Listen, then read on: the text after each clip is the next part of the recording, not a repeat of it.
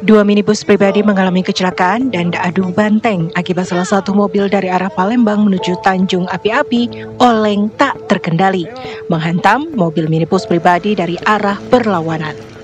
Kecelakaan ini terjadi di jalan lintas Palembang menuju Tanjung Api-Api di kawasan Tanjung Lago, Banyu Asin, Sumatera Selatan.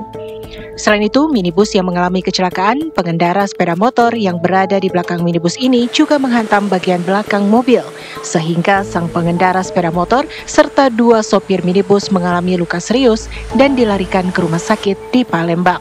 Peristiwa kecelakaan ini langsung ditangani unit Laka Lantas Polres Banyu Asin.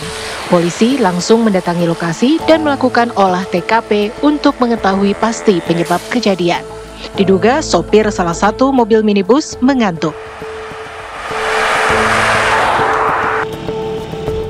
Sebuah mobil milik wisatawan terguling dan masuk ke parit pembatas villa di Kecamatan Pamijahan, Kabupaten Bogor, Jawa Barat. Diduga mobil tak kuat menanjak saat menuju kawasan wisata Taman Nasional Halimun Salak. Kejadian tersebut terjadi pada Rabu siang saat minibus yang dikendarai wisatawan yang hendak berlibur di kawasan Gunung Salak Endah mengalami kecelakaan tunggal. Diduga minibus tersebut tidak kuat menanjak saat melintasi tanjakan Haji Sain di Kampung Rawalega RT 0209 Desa Gunung Sari, Kecamatan Pamijahan. Tidak ada korban jiwa dalam kejadian tersebut dan penumpang berhasil diselamatkan dan hanya mengalami luka ringan. Warga sekitar membantu proses evakuasi kendaraan tersebut.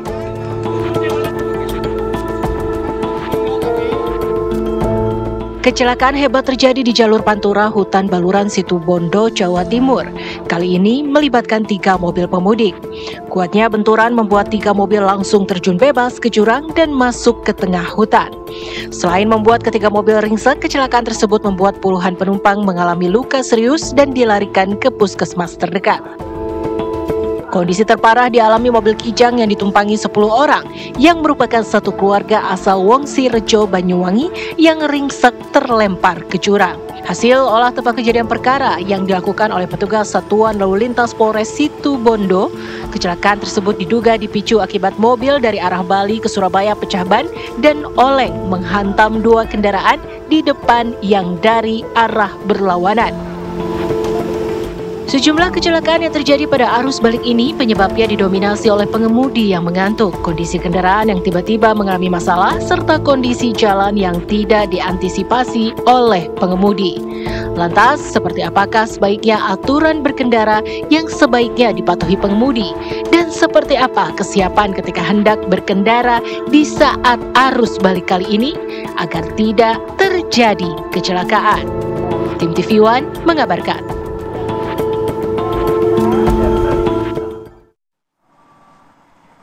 Ya pemirsa, sejumlah kecelakaan yang terjadi saat arus mudik dan arus balik Lebaran 2025 kali ini menjadi momentum untuk kembali meningkatkan kesadaran saat berkendara menuju dan kembali dari kampung halaman. Untuk membahasnya kali ini kami sudah bersama dengan Bapak Yusri Pulubuhu, instruktur keselamatan berkendara. Selamat siang Pak Yusri. Selamat siang Mbak. Selamat siang. Selamat siang Pak. Pak Yusri, kalau kita lihat bagaimana peningkatan ataupun penurunan data kecelakaan yang terjadi jika dibandingkan dengan tahun 2024 ini Pak. Ini di tahun 2025 bisa dibilang menurun Pak. Dari pengamatan Bapak bagaimana? Memang secara fakta angka yang dilansir kemarin hari kedua plus 2 itu terjadi penurunan. Dan komparasinya apple to apple itu adalah angka bukan hari kedua, angka pasca lebaran yaitu H plus 7 ya. H plus 7.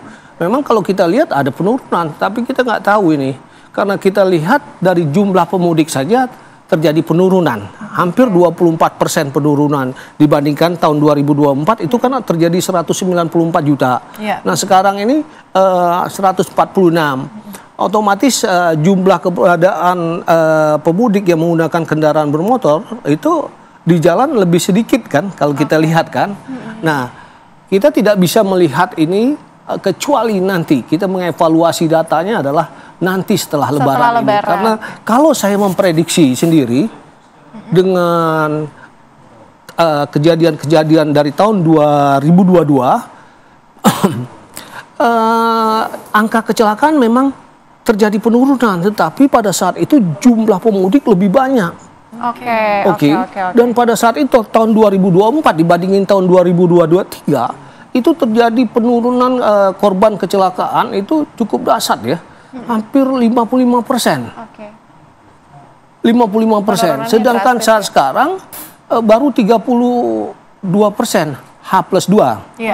Ya, sedangkan kita masih sisa 4 hari atau 5 hari lagi nih. Kita nggak tahu. Nah, saya melihat bukan mendoakan dengan pola saat sekarang ini adalah arus balik, orang dengan penuh keletihan, penuh stres, dan pengawasan pun agak berbeda, dan ada yang namanya rekayasa lalu lintas berupa kontraflow dari rekayasa. Ada one way rekayasa lalu lintas, GAGE, ganjil genap, terus kemudian ada tol-tol fungsional yang diaktifkan.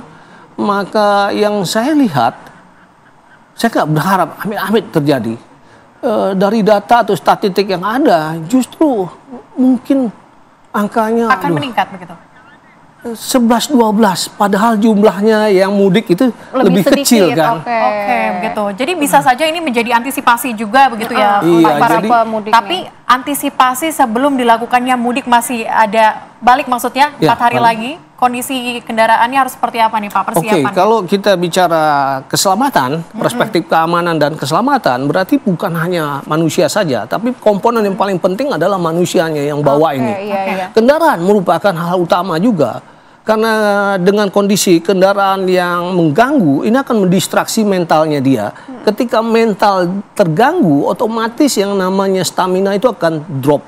Saat stamina drop, kemampuan kognitifnya akan turun. Visualisasinya dia baper, gampang marah, terus gampang melakukan tindakan-tindakan impulsif. Nekat gitu. Kelihatannya nekat, padahal nggak mikir. Karena mereka dalam kondisi capek, ya, terus distracted, mental turbulence-nya banyak. Jadi ini bukan sekedar kendaraan atau pengemudi keterampilan saja, tapi banyak hal yang harus menjadi komponen mensupport agar para pemudik sampai di rumah selamat dan mereka bisa resume sebagaimana hari-hari reguler mereka. Itu tidak hanya di situ saja, termasuk stakeholder jalan raya yang lain, mereka harus terlibat, khususnya pemerintah. Pak Yusri, kita juga akan ingin mengetahui ya apa saja faktor-faktor yang mempengaruhi kecelakaan terus terjadi. Baik. Tapi sesaat lagi kita akan kembali di Apa Kabar Indonesia Siang.